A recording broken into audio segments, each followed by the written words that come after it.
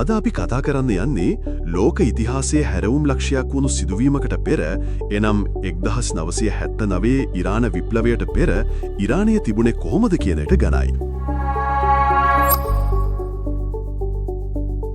බොහෝ දෙනෙක් හිතන්නේ ඉරානය හැමදාම දැඩි ආගමික රාජ්‍යයක් විදිහට තිබුණා කියලා. හැබැයි ඇත්තටම ඊට කලින් ඉරානය කියන්නේ නවීකරණය වෙමින් බටහිර ලෝකයට විවෘත වෙමින් තිබුණු පුදුම සහගත රටක්.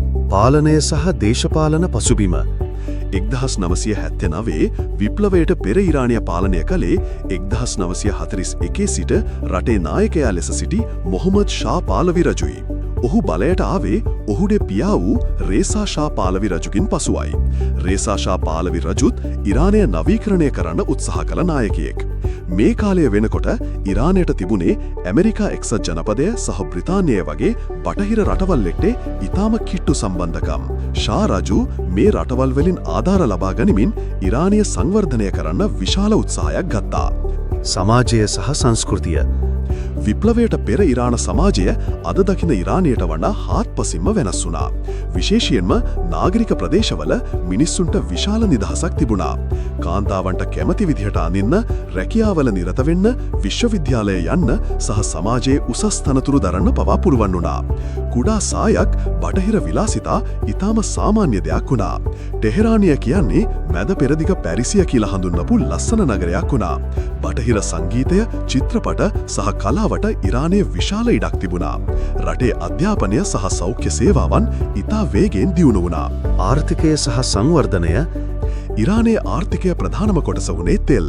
ෂා රජුගේ පාලන කාලය තුළ තෙල් ආදායම රටේ සංවර්ධනයට විශාල වශයෙන් යොදවන්න උත්සාහ කළා.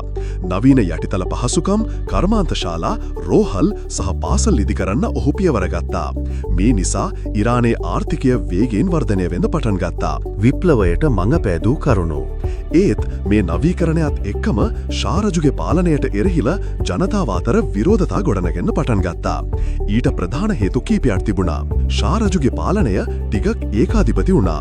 ඔහු දේශපාලන විරුද්ධවාදීන් මර්ධනය කරන්න සවක් SAVA කියන රහස් පොලිසිය භාවිතා කළා. මේ නිසා ජනතාව අතර බියක් ඇති වුණා. ඒ වගේම තෙල් ආදායමින් ලැබුණු ප්‍රතිලාභ සමාජයේ හැමෝටම සමසේ බෙදී ගියේ නැහැ. ධනවතුන් තව තවත් පොහොසත් වෙනකොට දුප්පත් ජනතාව අතර අසහනය වැඩි වුණා. ආගමික නායකයන් සහ සාම්ප්‍රදායික ජනතාවත් ෂා රජුගේ බටහිරකරණයට විරුද්ධ වුණා. ඔවුන් හිතුවේ රජු ඉරාන සංස්කෘතිය සහ ආගම විනාශ කරනවා කියලා. මේ සියලු කරුණු එකතු වෙලා 1979 ඉරාන විප්ලවයට මඟ පෑදුවා. ඉතින් ඉරාන විප්ලවයට පෙර ඉරානය කියන්නේ අද අපි දකින ඉරානයට වඩා හාත්පසින්ම වෙනස් වූ, බොහෝ අංශවලින් බටහිර ලෝකයට සමාන වූ, නමුත් තමන්ගේම අනන්‍යතාවයක් රඳවා ගැනීමට උත්සාහ කළ රටක්. මේ වෙනස ලෝකයේ දේශපාලනයට සහ සමාජයට විශාල බලපෑමක් ඇති කළා. අපි හිතනවා මේ වීඩියෝවෙන් ඔබට ඉරාන විප්ලවයට පෙර ඉරානය ගැන පැහැදිලි අවබෝධයක් ලැබෙන්න ඇති කියලා. මේ වගේ තවත් වීඩියෝ බලන්න අපේ channel එක subscribe කරන්න අමතක කරන්න එපා.